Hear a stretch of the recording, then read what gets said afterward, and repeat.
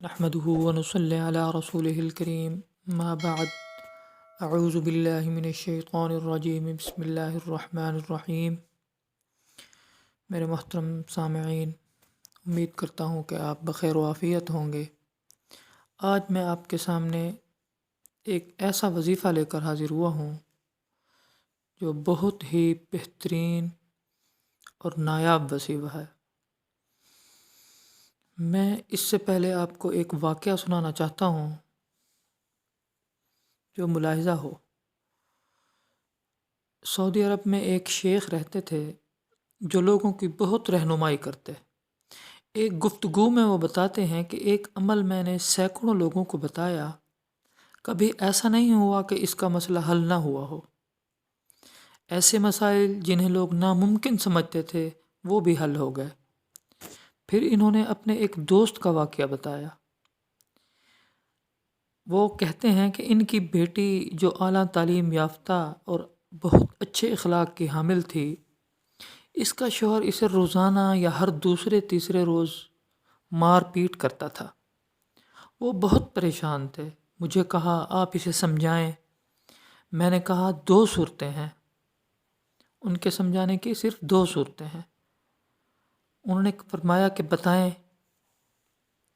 کہو تو میں اسے سمجھا دیتا ہوں، ممکن ہے سمجھ جائے، ممکن ہے رد عمل میں زیادہ شدت پسند ہو جائے۔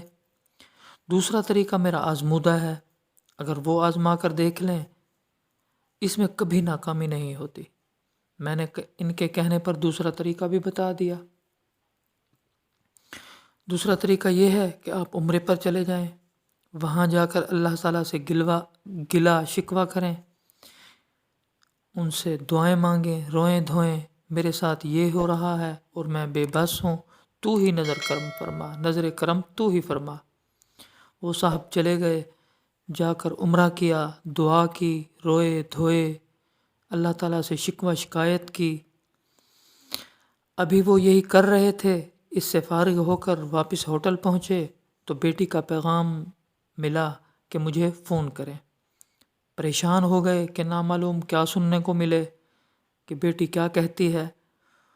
فون کیا تو بیٹی نے بتایا کہ رات کے آخری پہر میرا شوہر آیا اور اپنی تمام زیادتیوں کی معافی مانگی، اعتراف کیا اور رو رو کر معافی مانگتا رہا اور آئندہ کے لیے حسن سلوک کا وعدہ کیا۔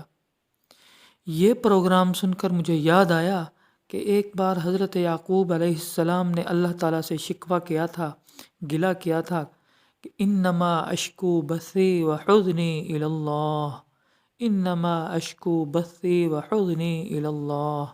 زیادہ دیر نہیں گزری تھی کہ یوسف کی قمیض پہنچ گئی۔ دوسری بار رسول اکرم صلی اللہ علیہ وسلم نے طائف کے اوباشوں سے پتھر کھا کر گلہ کیا، لیکن وہ آخری دن تھا۔ لمحوں میں پہاڑوں کا فرشتہ آ گیا۔ اس کے بعد ہر روز قبولیت عامہ بڑھتی گئی۔ دونوں جگہ لوگوں کے سامنے مشکلات کا ذکر، لوگوں سے اللہ کی شکایت کرنا جو بے ادبی ہے، لیکن اللہ سے گلہ کرنا، اپنی بے بسی کا اعتراف کرنا۔ ربا عمرہ تو اللہ کسی گھر کے ساتھ وابستہ نہیں کرتا، لیکن اللہ تعالیٰ ہمیں، آپ کو، سب کو بار بار اپنے گھر بلائے اور اپنے گھر آنے کی اور اس کے گھر میں داخل ہونے کی بار بار اجازت اور مقبولیت عطا فرمائے۔ تو جو اصل میں بات کہنا چاہتا تھا کہ ہر حال میں اگر اس وظیفے کو آپ اپنا معمول بنا لیں، انما اشکو بثی و حزنی الی اللہ، دن میں کئی مرتبہ اللہ تعالیٰ سے گڑ گڑا کر دعائیں مانگیں اور یہ دعا پڑھتے رہیں، لا تعداد پڑھیں۔ میرا نہیں خیال کہ اللہ تعالیٰ آپ کی کسی دعا کو رد فرمائیں گے۔ وما علینا الا البلاغ۔